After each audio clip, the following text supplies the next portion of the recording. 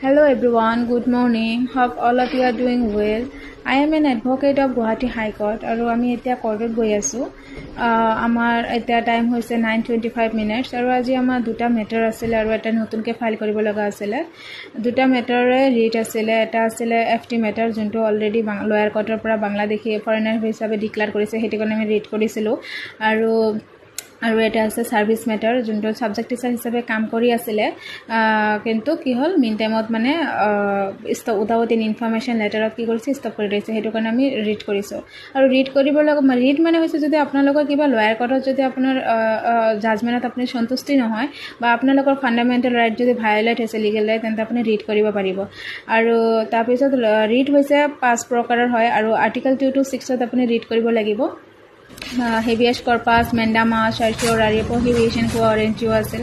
এনেকৈ আমি চেম্বাৰ আহি পাইছোঁ বাৰু। চেম্বাৰত আহিয়ে বেগ চেকখিনি ঠিক ঠাক কৰি ল'লোঁ। তাৰপিছত আমি এটা নতুনকৈ ফাইল কৰিম আমি কেছটো, মানে ৰাতি আমি ড্ৰাফ্ট কৰি ৰাখিছোঁ অলৰেডি বাৰু। সেইটো আকৌ মই এবাৰ চেক কৰি লৈ কেনে মই কি কৰিলোঁ, মোবাইলত ৰাখি দিলোঁ আৰু লেপটপটো ৰাখি দিলোঁ, কাৰণ আমি আজি ফাইল কৰিম নহয় সেইখিনি। তাৰপিছত কি কৰিলোঁ, আমি ওলাই আহিলোঁ। আহি ভাইটি দেখি কিবা কিবি কৈ আছিলে আৰু হাঁহি আছিলে ইয়াত এটাৰ লগত, সিও কথা পাতি আছিলে।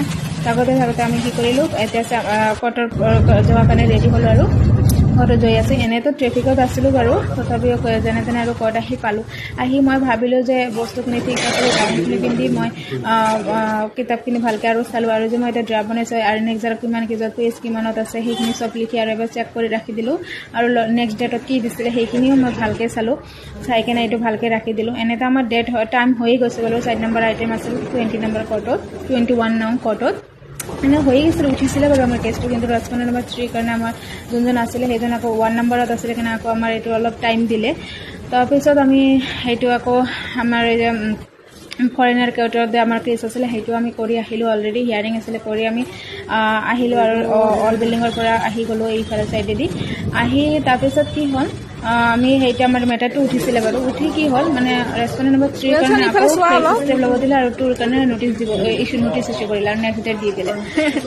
আমি এতিয়া এনেতে আমাৰ হাফ টাইম হৈয়ে গ'ল, 1 বাজি গৈছে। আমি মানে কি অল বিল্ডিঙত আহি গ'লোঁ। কফি হৈছে চাহ খোৱাৰ কাৰণে, চাহ খালোঁ আৰু নতুনকৈ ষ্টেপ ল'ব লগা আছিলে, যাৰ নতুনকৈ ফাইল কৰিব লগা আছিলে দাদাক দি দিলোঁ। ফাইল চাইল কৰি কিনে আৰু ষ্টেপ লোৱাৰ কাৰণে দি দিলোঁ। এনে চব কাম আমি হেক চেক কৰি আমি এতিয়া 4:20 হৈ গ'ল। আমি এতিয়া ঘৰত যাম। বাই বাই, ভালে থাকিব।